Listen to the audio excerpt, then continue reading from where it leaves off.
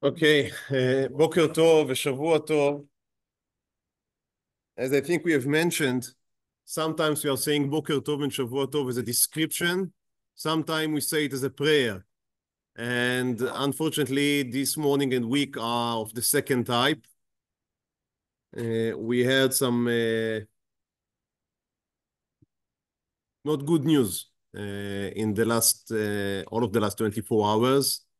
And of course, our learning would be Leilui Nishmatam, of those that were killed, and לרפואה of the wounded, and for the הצלחה of Am Israel בכלל. And I also hope that learning from Rav Kook, he has this ability, because of his personality and because of the nature of his Torah teachings, also to give hope. And last week, I told someone that stayed after the shiur.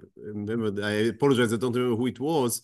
I spoke with someone after the shiur, and I mentioned to him that Rav Amital, Zecher Tzadik Livracha, told us that when he was in the camps in World War II, then what he had with him, most of the time, he had a small booklet of printed Torah from Rav Amital. I don't even know how it got to Ngari, but that's what he had. And it said that that was what was giving him hope through this very difficult period. So, of course, things are changed in many, many ways and aspects, but nonetheless, I hope that the Torah of Rav Kook could also give us strength to move through these very difficult times. Okay, so just a short recap of what we did last week. Last week we have spoke about the birth of Rav Kook in 1865, and we spoke about his family, his father's side that was Lithuanian, and his mother's side that was Chabad. And I speculated that this upbringing was part of what gave him the ability to see the good that in every shita, that in every system of the Jewish life and Jewish Torah. We spoke about his rabbis. We spoke about the interesting incident or mikre, that after that is the wheel of his carriage was broken, and he stayed in Saragon, in Saragan for a few years to learn there, and then he got married with the daughter of the Aderet. The Aderet sent him, that was the Rav of Ponovich, sent him to learn in Yeshivat Volozhin, which was very famous yeshiva, and we already also said that his own father, Rav Kook's father, was a student of Volozhin and also a shadar, so he was collecting money and making his living out of collecting money for the yeshiva, for Volozhin. And he comes to Volozhin, and in that time, Volozhin in many ways is split between the followers, we may say, of the Netziv and the followers of Reb Chaim of Brisk, Reb Chaim Soloveitchik. And Rav Kook was very, very, very definitely, he was in the camp of the Netziv, and he had a very good relationship with the Netziv, and he wrote about him beautifully, about the special learning way that the Netziv was creating, that was less about pilpul and more about straight reading and also a wider basis of sources that he was using. Now, he was only a short time in the yeshiva, a year and a half, and then he comes back to Ponovich, and he got married. We got married with the daughter, as we said, of the Aderet. And in the beginning, the Aderet promises him, as was usual at the time, that he would finance, he would pay him, he would give him his living expenses for a few years, in which Rav Kook would be able to sit in his house and grow in Torah and learn, and then he would, Be'ezrat Hashem, he would be able to go outside to the world when he is Gadol B'Torah in an important sense. while he was in the Aderet house, he also tried to print or to edit a periodical named Itur Sofrim.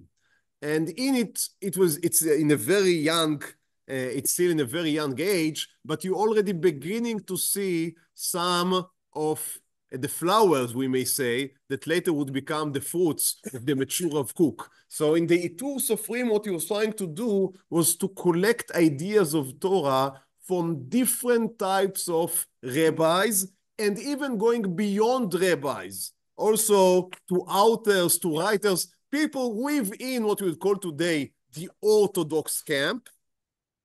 Of course, that's anachronistic to relate to it back then as the Orthodox camp, but people from the Orthodox camp, but from all stripes and colors of the Orthodox camp. And what he was trying to do is bring them all together to one stage and try to weave from them something that would be more holistic, more complete than just the separated teachings of each one of them separately. And by that, he was hoping to create, of course, again, I'm speaking in very anachronistic terms, but we may say his first attempt at chief rabbinate of Am Yisrael was that. Now, again, a very immature, a very something that is very, very, very young and only a beginning of the first steps, very baby steps, but nonetheless, trying by writing, by collecting the writing of different rabbis into one stage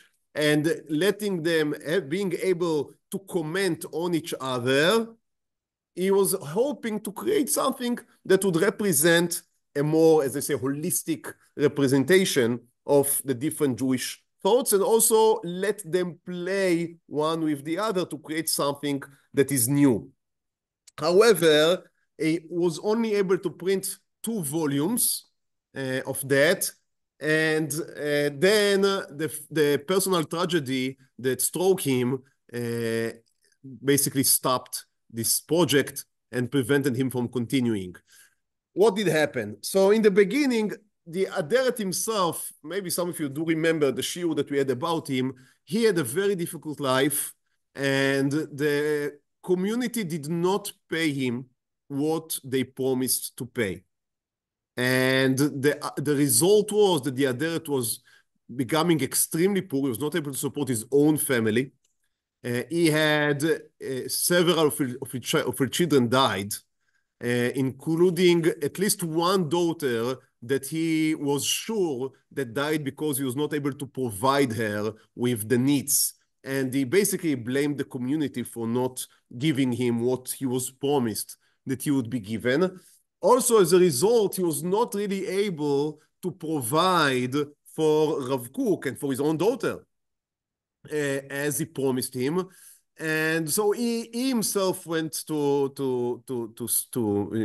slept in the hall, in the living room, and he asked Rav Kook to move into the room, in the one room that he had in the small apartment. Of course, Rav Kook refused, but as you can understand, the conditions were become really unbearable, and Rav Kook understood and also was encouraged by the Aderet, although that according to the contract that they signed, Rav Kook was still allowed to stay in the Aderet house for a few additional years. In 1888, 2 years after the marriage, Rav Kook had taken the rabbinate in a small Jewish community named Zeimel. Also, in the same year, his first daughter was born. Now, Zeimel was not necessarily a much richer community than Ponevezh. It was a smaller community than Ponevezh. But the Aderet was hoping that Rav Kook would be able to provide himself and for himself in this small community. I don't know to what extent really he was able to provide himself, but extremely unfortunately, his wife had passed away, and the young wife that he just married 3 years ago, 3 years before, in 1889, his wife, Elta Batsheva, had passed away. And that caused, as you can imagine, that caused an extremely, extremely deep difficulty and crisis for Rav Kook, and he stopped all of his projects that were directed outside, and instead he began to be more focused inside. He wanted to learn new things. I guess that he felt that what he learned up to this point was not allowing, he was not enabling to cope with these difficult times that fell upon him. And he began to invest much more in Kabbalah, although he did also before, but a lot of Kabbalah he began to learn back then. Also Yerushalmi, so he wanted to widen his knowledge of Torah sources. He wrote his first halacha book, which is a very interesting sefer, basically from a personal side. From the halachic side, it's again also an interesting book because it's focused upon one thing. It's called Chavush Pe'er. It's a book about tefillin, and it's basically, I would say, a vendetta for putting the tefillin shel Rosh on the right place. Not too low, not too high, not to the right, not to the left, in the exact right place. And he, after finishing writing the book, he went through the different cities that were near to his, to Zaymed, to this place that he resided in. And he was selling his book basically for not profit, but in order to advance the right putting of tefillin. And also he didn't present himself as the writer of the book. Now, it's very difficult to know what caused him to focus on this very, very specific mitzvah.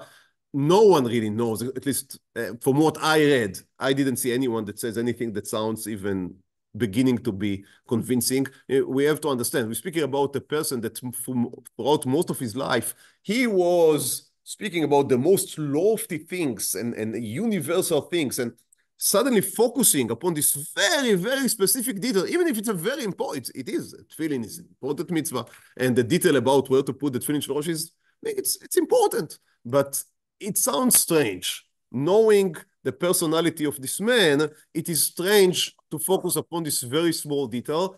The only thing that, and that's a pure speculation, the only thing that I can speculate is that A, it has to do with Kabbalah, because he began to involve himself more with Kabbalah, and I guess that he understood that the exact location of the tefillin has to do with ideas of Kabbalah about the connection. We know that the tefillin shel Rosh is about the connection between Hashem and the mind. And I can only, again, speculate very, very, very, very widely that what he was trying to do is somehow to set straight the mind of the Jewish people, and maybe that is part of trying himself to settle himself down. But again, I may be completely on the wrong here. That's something that I'm speculating. That's all. But it's very different. It's very different from anything anything else that he had wrote.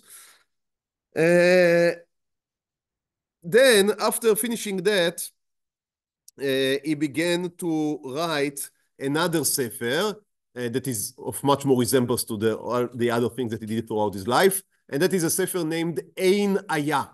Ein Ayah. Now, the words Ein Ayah are a quote from Sefer Iyov. Ayah is a bird, and Ein Ayah is the eye of the bird. So this is seeing things from high above, as you can understand. Also, Ayah, Aleph Yud Hey, is the Rashi Tevot of his name, Avraham Isaac Kook. So Ayah, Ein Ayah. And he would, throughout his life, he would use this he would play on this, the game of words on Ayah, Ra'ayah, Rav Abraham Isaac Kook. And also it is speaking to what I would like, an emphasis that I would like to have today. We spoke last week mainly about his ability to harmonize the different views of Yahadut. I would like to speak today more and emphasize more also the angle of Rav Kook as the great visionary, the ro'eh. Ha-ro'eh is also coming out from the same ראשי תיבות, of Rav Abraham הכהן. So הרואה, הראיה, all of these are about sight, are about vision. ein היה, the eye of the bird, is also the eye of those that can see. And obviously, when later in life you'd write orot, meaning lights, light, then that is against being able to see the light. Now, it has to do with what we spoke about last week, the ability to see the light in everything. But it also, the eye of the bird is the ability to see how everything can combine together, and also the ability to see into the future, because we many times are jailed almost by the specific circumstances of our life. And we were born in a certain community, or maybe we came to become part of a certain community. It's very difficult for us to look beyond and to see beyond the segment that we are in. And he is a very important part of his life mission is about the ability to see things, as I said, from above. And that's the ein haya, the eye of the bird. He also writes a book named Midbar Shur, which is his sermons, his collected sermons from these early years. Now, these books, both ein haya and Midbar Shur, are interesting books. I mean, a lot was written about Rav Kook. That's something that we have to understand. Complete shelves. And a lot also was written about the journey of his life and the way that he changed and evolved during his life. Now, these Sfarim, both ein haya and Midbar Shur, are representative of his early writings. In his early writings, what we have is many themes that would also reoccur on his more mature and later writings, but also different emphasis. So, for example, there is less Eretz Israel present in his more younger writings, and it would become, Eretz Israel would become much more important player in his writings in the later years. Obviously, especially after he made Aliyah, but even before, just before he made Aliyah, already Eretz Israel was beginning to take more and more room in his thought and also in his writing. But in his early writings, Eretz Israel is still very important, as for every Jew, but it has less central role, we may say, in his religious thinking. He would not like these words, but in his religious thinking, he would say, if what I said now, he'd say there is no such a thing as religious thinking. Every human thinking is religious in its nature. Every living thinking is religious in its nature.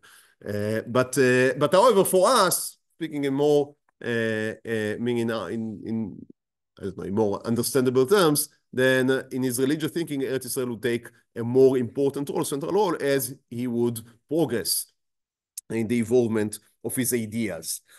Also, many times these Sfarim are more understandable, are more accessible for the plain reader. They have less Kabbalah that is, they may have a lot of Kabbalah, but it's less on the surface.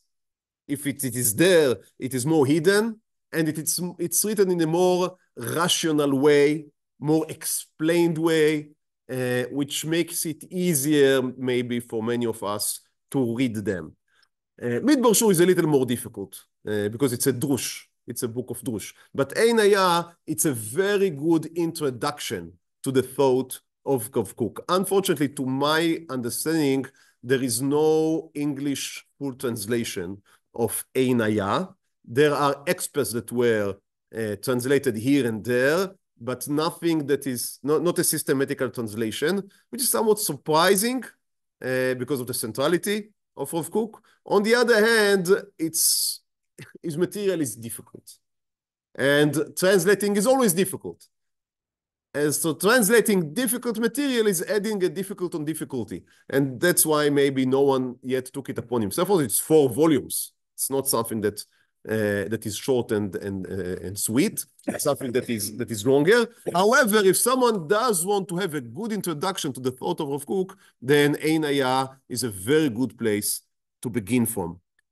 It's what he's doing there. He is going through the different drashot of Chazal, agadetot in the Gemara, just one by one, the agadetot of Chazal, and he explains the agadetot. And of course, by explaining them, not less than explaining them, he also presents his own ideas. Because it's written as an interpretation on the agadetot of Chazal, it is, I would say it's more interesting maybe for the reader, and also it's shorter, because it is not written as long text, but it's written in a short, a page and a half for an agadeta, sometimes even only a few lines, and you have an idea from Rav Kook that you can now understand.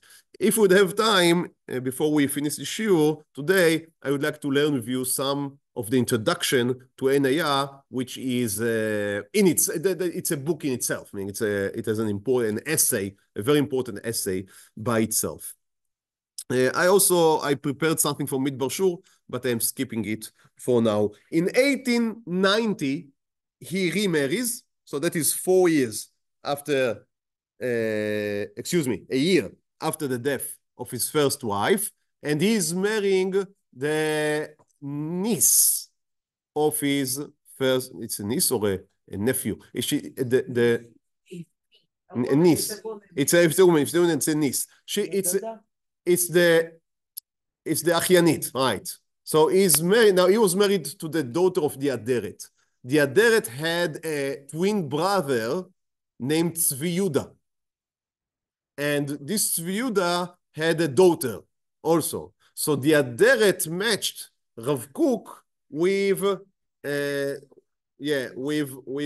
this daughter of his brother.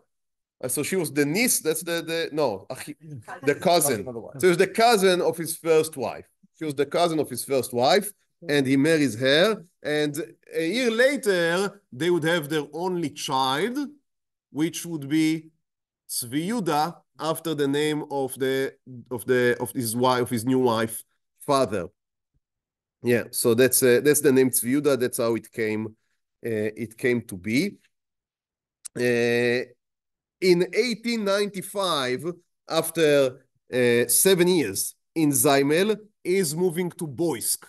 Boysk was already a larger city. All of these names for us means, I guess, nothing. But in their time, these were known Jewish cities, and he moves to Boysk, which is a larger community, and there he meets for the first time in life, not only in writings, with people that we would call today reformers, and he met with people that were assimilating, מתבוללים, and with משכילים of the radical type. I mean, we have משכילים. There are two types of משכילים, always, we may say. There is one type of משכילים which remain firm, but in their opinions, they learn philosophy. In a sense, the Rambam was such a type of a משכיל. Rambam was a tzaddik, not only a tzaddik, he was a Talmid Chacham, he was a huge Talmid Chacham, but he was also very knowledgeable in philosophy. He didn't believe that only Torah should be learned. That's the first type of a משכיל. The second type of a משכיל is the one that doesn't only learn philosophy and complement the Torah with it, but the one that learns philosophy and throw away Torah because of it. That's the second type of משכיל, and they also almost always existed. Sometimes there were many of them, sometimes there were a few of them, but almost always they also existed.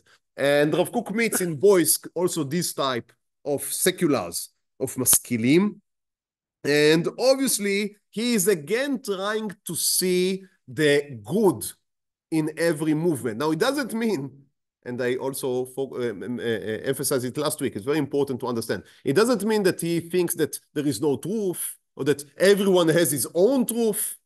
This is relativism that is very far from Rav Kook's thought. Also, Rav Kook is not a pluralist in a way that he believes that there are many truths. He believes there is one truth, but he believes that because this truth is very wide, it's divine, So it has many reflections. So it may be that there is a certain reflection of truth that the people that observe Torah and mitzvot, as of now, they are not able to capture for different reasons.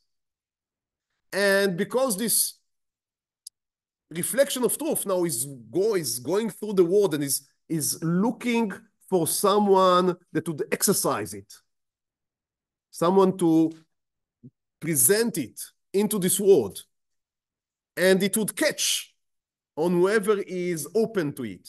So again, I'll give an example. It may be that religious people, for very good reasons, observant people for very good reasons, do not give enough room for aesthetics. And especially in the galut, they are less connected to the land, they are less connected to material, and that's why they give less importance to aesthetics. Now, it may be that it's required, because for example, as long as you are in the exile, as you're in the galut, then if you would give too much room to this world, then you would be sucked into the galut and you would not be able to retain your special Jewish identity. So you must in a way be always a guest. As long as you are in the diaspora, as long as you're in the galut, you must remain a guest in this world. Now, the outcome of that is that the ideal of aesthetics cannot be fully realized in the religious community, in the Jewish observant community, and it is traveling in the world, right? I'm using a figurative language, and people would feel that it's missing. So people that are not religious, people that are not observant, would catch into this idea of aesthetics and would even maybe put it in the center of the stage in order to balance its lacking in the more observant camp. That's just an example. There may be many other examples, and maybe a better example. The room for human activity and human agency. Certain types of religiosity, which were more common maybe in the time of Rav Kook than in our own time, due to his actions, but in his time, many observant Jews believed, good rabbis, important people, believed that salvation can only come through divine act. So we need to stay put wherever we are, in Europe or any other place, and wait for HaKadosh Baruch Hu to blow a shofar gadol, and then we would all go. What we need to do is to be prepared for the minute in which HaKadosh Baruch Hu would blow this shofar, and also obviously make many mitzvot in order for the redemption to happen, for the Mashiach to come. Now, this is a position that almost completely abandons human agency in the world, in improving this world. Not only in the geula of coming to Eretz Israel, but also maybe making this world a better place from a social point of view. Because if you always believe that only HaKadosh Baruch Hu can redeem society, can redeem the Jewish people, can redeem the whole world, then there is nothing that really you can do. You'd learn Torah, you'd make mitzvot in your own home, but you do not have visions about changing the world, because it's not up to me to change the world, it's up to Hashem. Now, this is not only aesthetics, which can also be very important, but this is not only aesthetics. This is a very, very, very central question. And people that are less believers would take this ball and run with it, right? They will say, okay, you, the people that believe in God, you take your hands from human activity. So people that are less believers, they would be the people that would act, that would try to change, because they would say, we do not rely on Hashem, we do not believe maybe in Hashem. So we have to change the world by ourselves. That's a very 19th century way of thinking, right? That if it's not Hashem, then it has to be, I'm sorry for using these words, but Hashem, like God, is moved from the throne, and instead, human being is sitting upon it. Right? That's an enlightenment type of an idea. And then you have this connection between the idea of faith and passive human activity, or non-activity, passive human behavior. And on the other hand, non-believers, secularism, atheism, and active human agency. As long as the religious world, thought Rav Kook, would not be able to integrate the importance of human activity in this world, then you would need to have secular people in order for this reflection of truth also to appear in the world. When we, I would say we as the observant people, as the people of faith, would be able to integrate this idea into the religious world, then there would be no more need for non-religiosity, right? For atheist people. Now, again, atheism does not appear only because of this aspect or that aspect. It may be many, many aspects that we are lacking. But we have to understand that when we see a camp that is opposing us, then we need, obviously, to defend ourselves. We need to make sure that we do not fall. But we also must see it as a mirror that reflects to us what we do not have. If we really believe in Torah, then we have to ask ourselves, if Torah is so true, it's so wonderful, then how it comes to be that so many Jews do not follow it? And again, if the fault is in the Torah, then the fault is in the Torah. But if we believe that the Torah is perfect, then you can only surmise that the fault lies not in the Torah, but within us, right?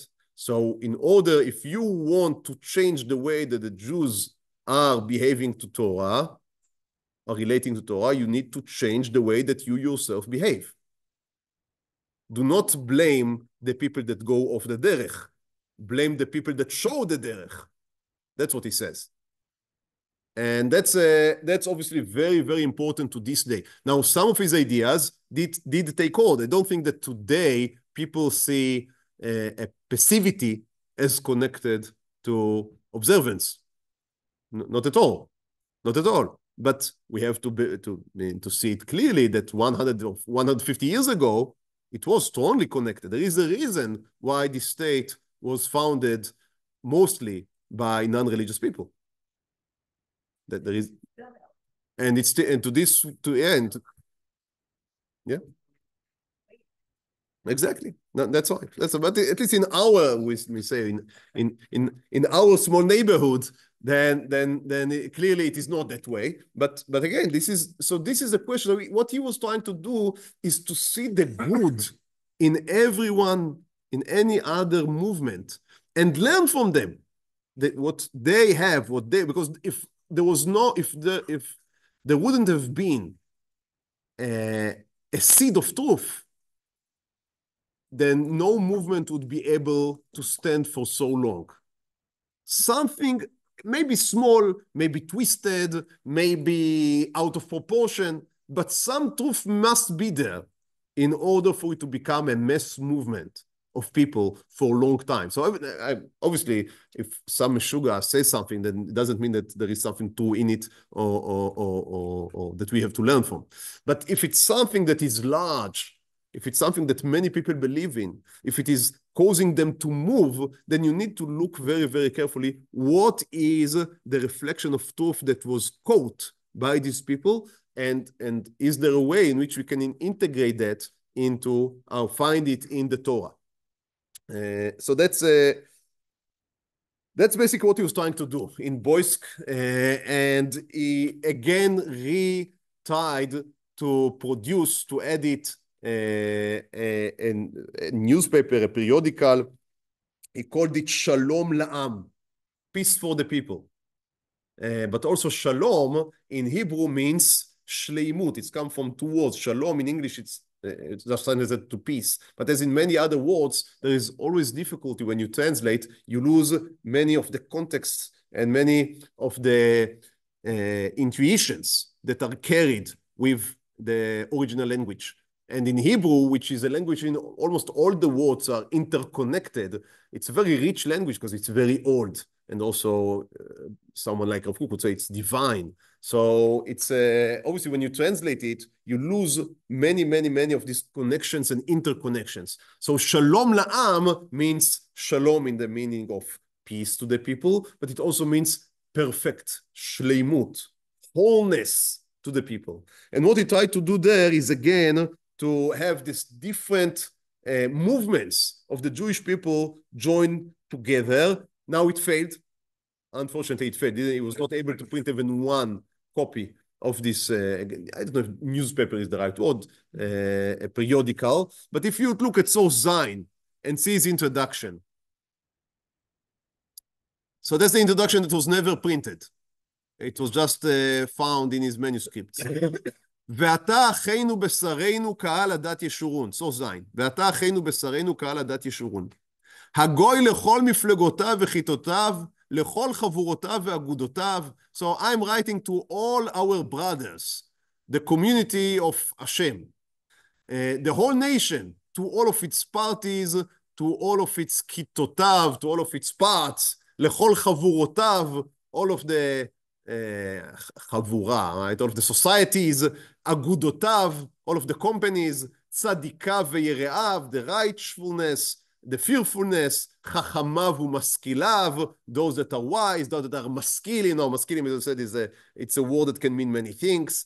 חרשיו וסוחריו, I'm also wanting to have here the businessmen, the working people, פקידיו, מוריו, the teachers, רופאיו, רוקחיו, the doctors, חנווניו וסרסוריו, the sellers, the people that just peddle, right, in the small cities, לוקחי לקח בבתי מדרשי המדעים לחוכמה, וחובשי בית מדרשיו לתורה ולתעודה, the people that go to universities, the people that go to בית מדרש, חובבי ציון, the people that go to Zion, ומאשרי ארגנטינה, the people that go to Argentine, as you know, the Baron Hirsch had a whole initiation in these years. He was trying to create, I mean, obviously Eretz Israel was difficult because the Ottomans lived here and they didn't want the Jews to come in mass, and Herzl was having difficulties. So Baron Hirsch was of the opinion that all of the Jews that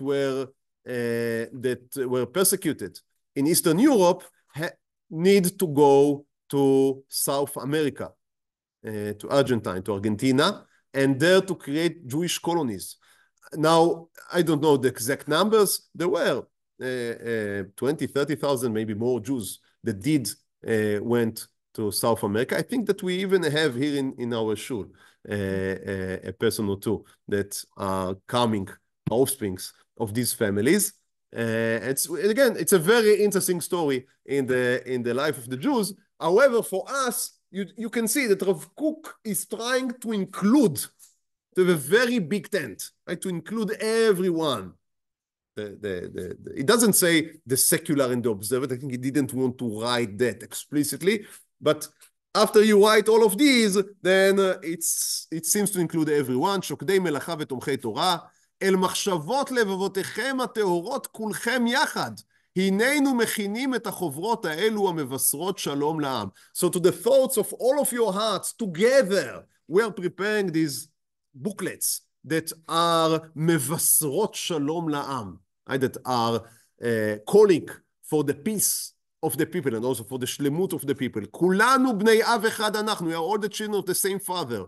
כולנו אוהבים את עמנו הניגס והנענה אהבה בלי מצרים, וכולנו רוצים בתקנתו וכבודו. We all are in agreement about our love to the Jewish nation. It may be that we present it in different ways, but that is the pillar that we all stand around.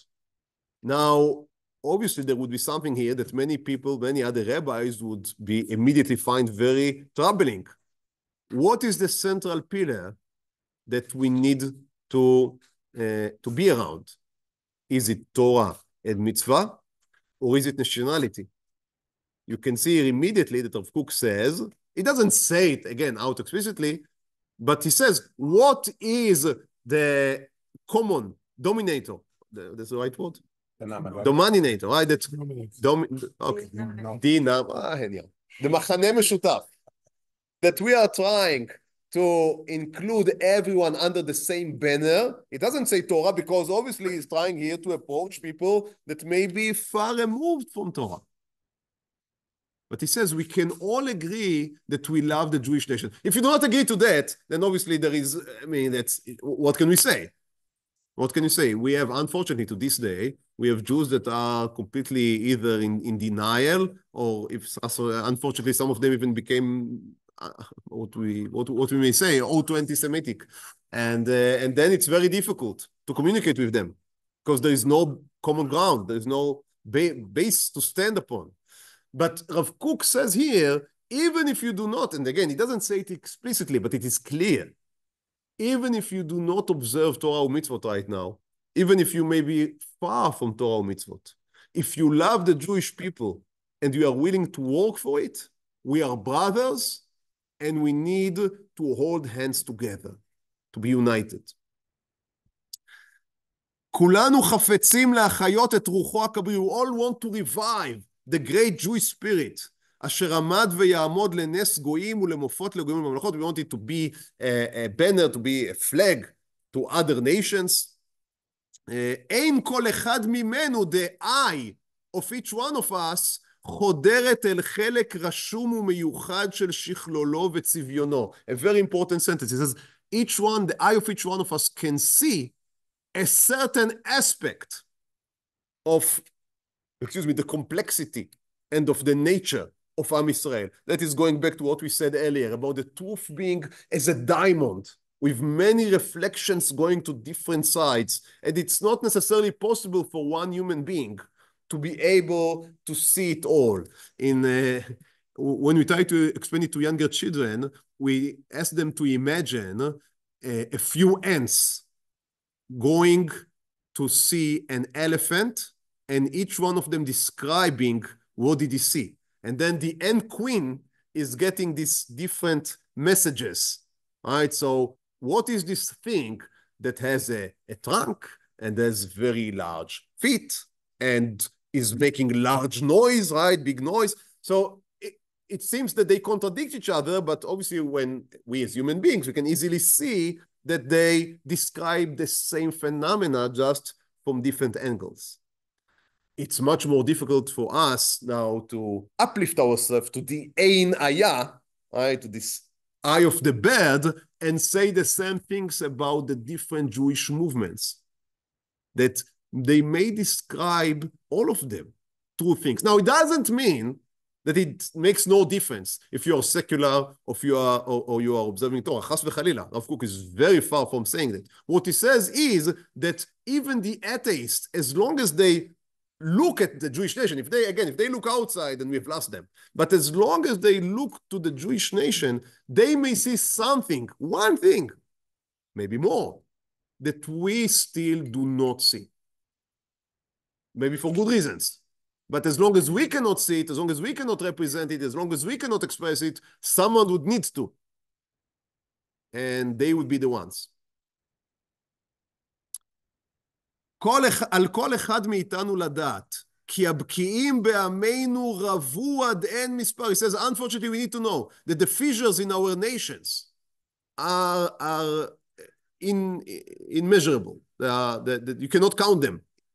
ובן אדם אשר לתבונתו יש מספר, לא יבקר לדעת כי אם את אשר יד רוחו מגעת, ויחרץ לתקן רק את הקלקולים אשר בשכלו מצאם. He says, a human being that his understanding is limited, when we need to know that our understanding is limited, we need to focus on what we can see and not try to correct what is beyond our view.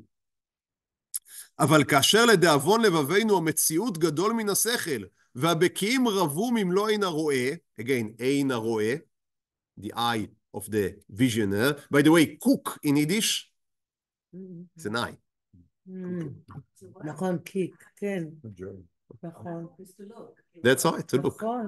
So you see, it's always around the same idea. So he says, עלינו לשמוח כל איש בהגות רוחו ועצתו של חברו. אין לך אדם שאין לו מקום. He says, because we are limited, we need to acknowledge our limitations.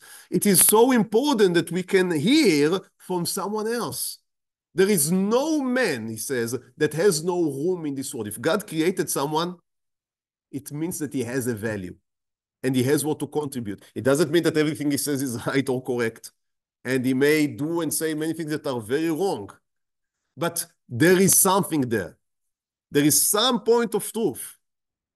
Otherwise, it would have no standing. וכיוון שכל אחד מתייחד במקומו, אי אפשר לו להשקיף כמעט מקום שכותבו מגיע.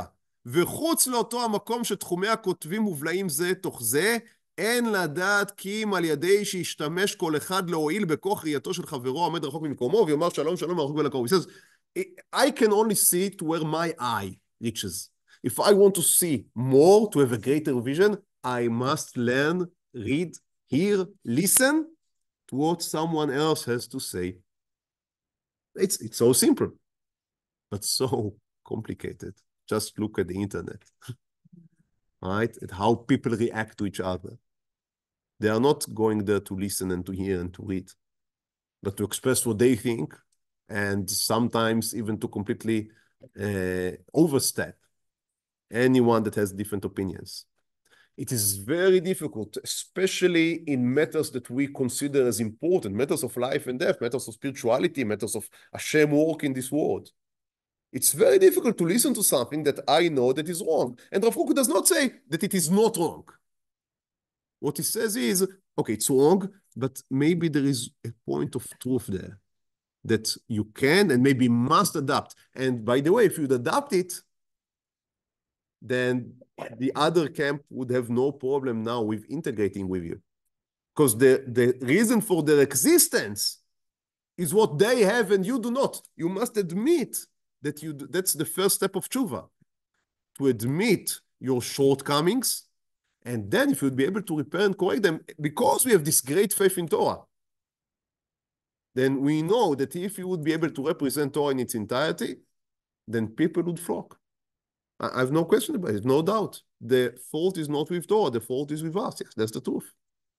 That's the truth. If you would have been able to stand on the high ground of morals as the Torah demands of us, and we would be assured of ourselves, and we would have been ben adam lechavero and ben adam lamakom, then people would see it and they would want to be part of it. Why not? If Torah is wonderful, then why won't people want to join? Of course they would want. And many times we do see them coming. We do see them coming. But it depends on the question of how does we represent these high ideals? Or are we only a twisted reflection which withdraws, which minimizes this Torah into a few mitzvot that we are doing here and there? And then, of course, no one wants to join that. הננו שמים נגד פנינו דברי חז"ל ותקנתם, שיהא אדם שואל את שלום חברו בשם. So, Chazal said that when someone is greeting his friend, what word should he use? Shalom. Shalom is the name of God. It's one of the names of God. Shalom. So he says, there is a reason. Why do we greet each other? I don't know if there is, I'm not aware. Are there any other languages in which the word of greeting is a name, a divine name? So he says, תחת אשר, why is that? תחת אשר לדאבון ליבנו, אנו רואים מבני עמנו המכריזים בקול, שכל מקום שאמונה ויראת שמיים מצויה, שם מחלוקת ושנאת חינם ואי סבלנות מצויה. He says, unfortunately, we look at the world, and people say, and announce that if you are a real observant, if you are a real dati, right? If you are a real charedi, if you are a real frum, that means that you have no patience to any other's opinion. That's what it means. You have the pure hashkafa, so you wouldn't want to dilute it by anything coming from the outside. But he says that's not what God told. That's not what Chachamim told us. They told us that when you meet someone else, the shalom is there. God is there. God is not it's not in my pocket. And everything else is an enemy. I say shalom to the friend because the way to see God is by hearing someone else, is by listening to someone else. הדעה הכוזבת הזאת, this wrong opinion, that all the truth is in my teachings, and everyone else is just plainly wrong, is either, right, what are the two options? If someone does not think as me, then he is either stupid, so he cannot see, or is evil. So he sees, but he refuses. This is a wrong way to look at life. It's a wrong way to look at life. And we need, he says, this is an even nagaf, it's a stumbling block on the way for our uniting, בשלום עמנו הפנימי, and the peace, and but again, shalom, just explained, it's God. שלום עמנו, the divineness of our people. הננו נותנים בזה מחאה גמורה ומפורסמת על דיבת שקר זאת. We hereby, he says, we are giving מחאה. Right? We protest against this idea that you need to close yourself. וידע ישראל כי כלל יראי השם החרדים אל דברו ותופסי התורה שמים נגד פניהם דברי חז"ל. So all of the Jewish nation should know the people that are close to God, that are fearful of God, he says, החרדים, right? You are fearful. Now, usually, you understand, if you are fearful from the outside world. He says, no. If you are God-fearful, right, if you are fearing God, then you put upon your face the words of Chachamim, of the sages, הווי מתלמידיו של אהרון, אוהב שלום ורודף שלום, אוהב את הבריות ומקרבן לתורה. But see how he's changing the plain meaning of this sentence. Because usually you understand, you should be one of the students of Aaron, you should act nicely to people, and you would act nicely to them, you'd give them chocolate, you'd invite them to Shabbat meal, and they would see how beautiful, and so they would join. Now he says here, you'd be ohev shalom umekarev shalom, if you would really love peace, love Hashem, love the Hashem that you see in the other, and you would learn from him, then he would also be open to learn from you. And again, if we would not have faith in the Torah, then we would say, but chas v'chalila, if I would learn from the other, then maybe I would completely be withdrawn into his ways and I would lose my faith. But if we have faith in the Torah, then we should not be afraid of that. Now, it doesn't mean that a child in the age of 6 needs to be exposed to everything in the world. It doesn't. Of course, everything should be done with wisdom. I think it's clear. But we should not be fearful of the outside world. We should be eager for the potential to, as he says, to expose more of the divine. To say shalom to the other means to have faith in the, we may say, the revelation, right? The hitgalut that we can find in others, even if they are very far from the truth, from what we know is the truth, from what we know is the ideal, but still they have something in them.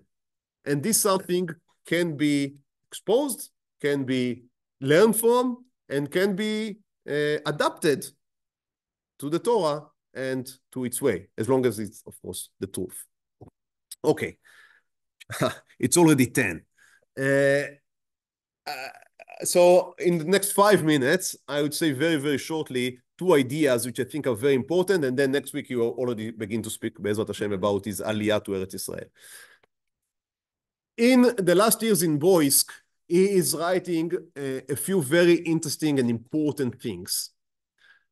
One is a few essays that he published in the newspapers of the time, which are printed in Sefer Orot, and in which he is trying, to draw a plan how you can join the tradition and mitzvot, even if you are not a great believer.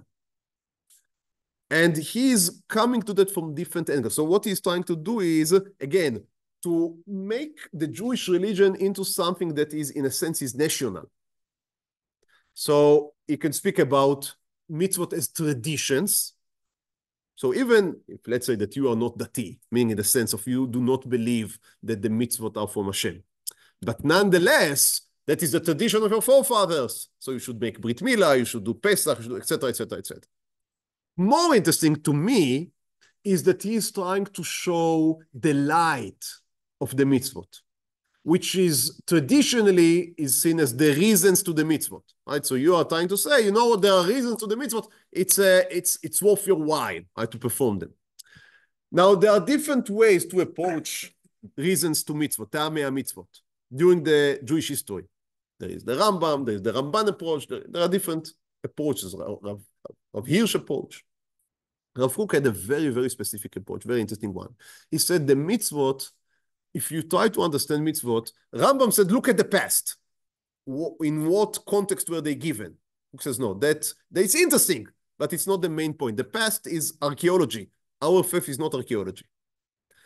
Rashar here said, or Ramban said, mitzvot is about education. Many mitzvot are about education. Kook says that is correct, but it's too much individualistic. It's still not the thing. Rashar here said the mitzvot are symbols to ideas. The mitzvot is symbols. That's the shita of Rav Hirsch. Kook says it's nice. They are also symbols, but symbols is not enough of intrinsic value. Intrinsic value. Says Rav Kook, mitzvot are windows into the future. The light of the future shines through the windows. So many times we feel that the mitzvot are difficult for us to connect to. But the reason is because mitzvot come from the future.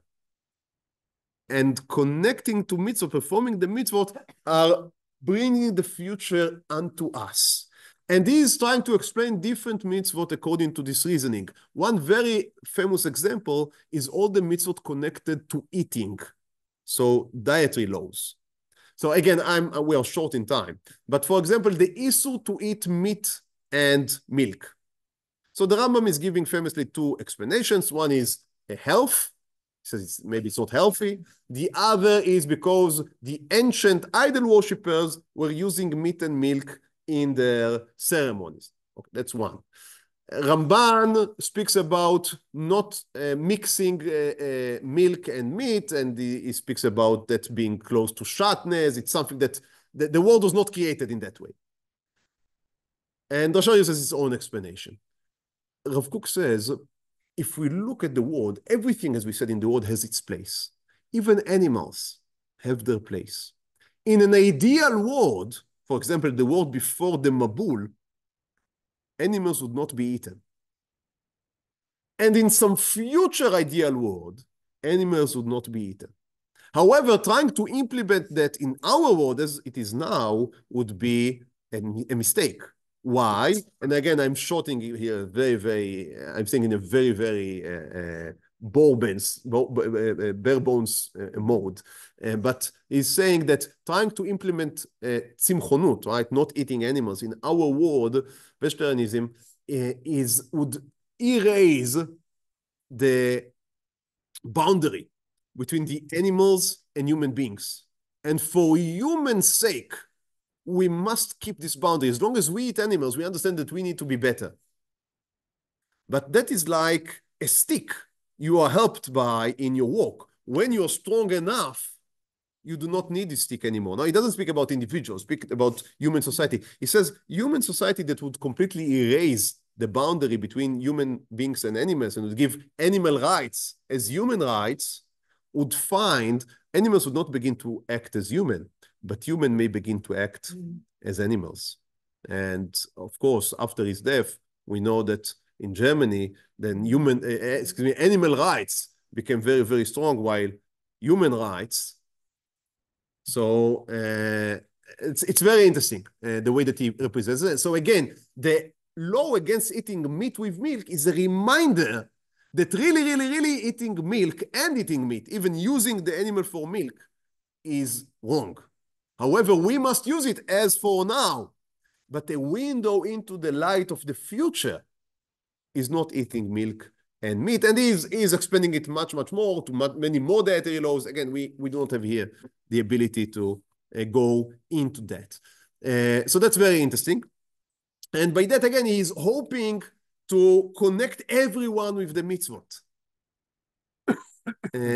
So very interesting. He also writes another very important book which is called, very interesting, called לנבוכי הדור, in which he attempts to rewrite the Moire Nevuchim, the Guide for the Perplexed, by Maimonides, by the Rambam, to his own generation. He never published the book in his life, and it's up to discussion why he decided not to publish it.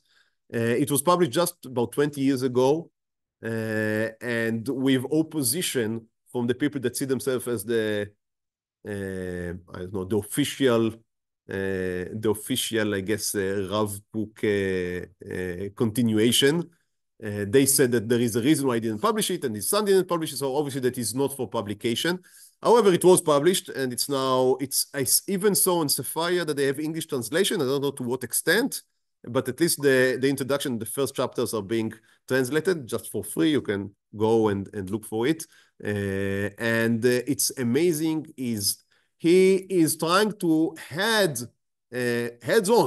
face heads on the questions of Mada and of Musar, right? So ethical questions about the Torah and scientific questions about Torah, obviously in the end of the 20th century, the end of the 19th century, beginning of the 20th. So we need to understand the limitations of just implementing it to our times, but extremely interesting. I think it's the most understandable book of Rav Kook.